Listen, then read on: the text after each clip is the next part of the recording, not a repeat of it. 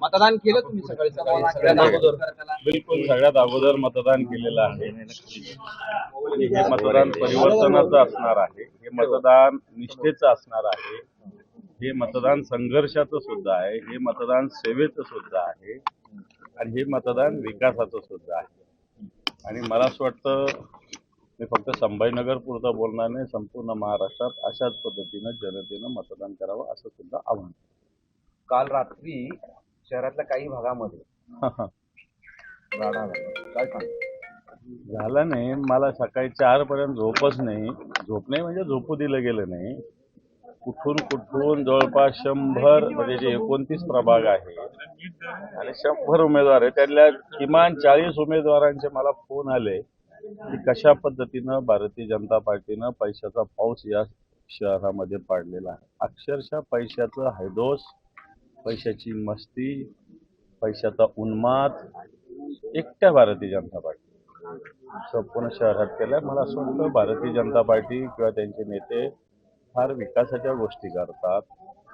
आम्ही महाराष्ट्रात, दिल्लीत, मुंबईत असं केलं, मोदींनी असं केलं, फडणवीसांनी असं केलं. मग तुम्हाला पैशाचा पाऊस का पाडावा लागतो? कामाच्या आधारावर मतदाराला मतदान मागितलं पाहिजे, परंतु असं झालेलं नाही.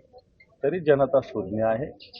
जनता निश्चित भारतीय जनता पार्टीला त्यांची जागा दाखवेल. मतदान सुरू होण्यापूर्वीच आणि सुरू झालं त्यावेळेस तुमचेच भाऊ एका अधिकाऱ्याला फोन करून जाब विचारत होते की भाजपचे बूथ आहेत आणि आमचे बूथ लावू देत नाहीत, त्यांचे मंडप लावू देतात, आमचे लावू देत नाहीत, असं मग काहीतरी बरोबर आहे ना, होतंय का? मग बरोबर आहे. सत्ताधारी पक्षाचे इथं मंडप लागतात. मंडप लागू नये हा नियम आहे, तो आम्ही पाळतो आणि बाकीचे लोक पाळत नाही, असं कसं होऊ शकतं?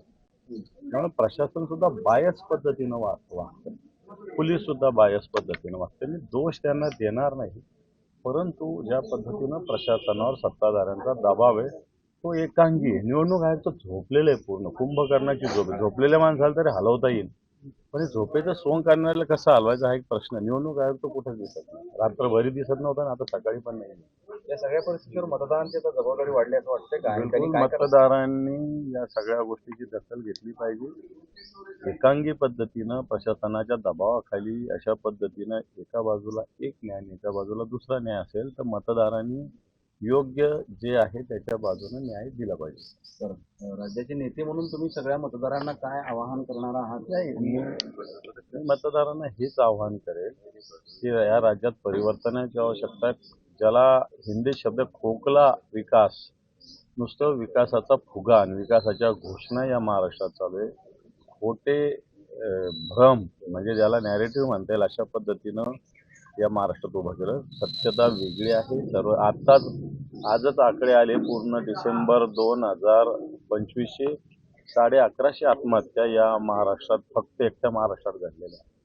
शेतकरी सुखी. ग्रामीण भागात जरी शहराची निवडणूक असली तरी आम्ही सगळे ग्रामीण भागाशी नाळ जोडलेले आहेत आणि ग्रामीण भागातला एक एक माणूस शहरात राहतो प्रत्येक कुटुंबातला. तर त्यांना आव्हान करेल या सगळ्या खोटाडा प्रचार, भ्रमिष्ट प्रचार याच्या विरोधात तुम्ही सावध राहा आणि योग्य व्यक्ती राहा. त्याच्यासाठी भगवे पथक देखील तयार करण्यात आले. स्वतंत्र यंत्रणा तुम्ही ती उभी केली आहे मुंबईने संभाजीनगरात परवा पैसे वाटणाऱ्यांना शिवसैनिकांनी चांगला चोप दिलेला आहे. रात्री काही ठिकाणी शिवसैनिक अलर्ट होते, काही ठिकाणी पकडलं, काही ठिकाणी पोलिसांच्या ताब्यात दिलं. त्याच्यामुळे आमचा भगवा गार्डचा अलर्टच आहे सतत.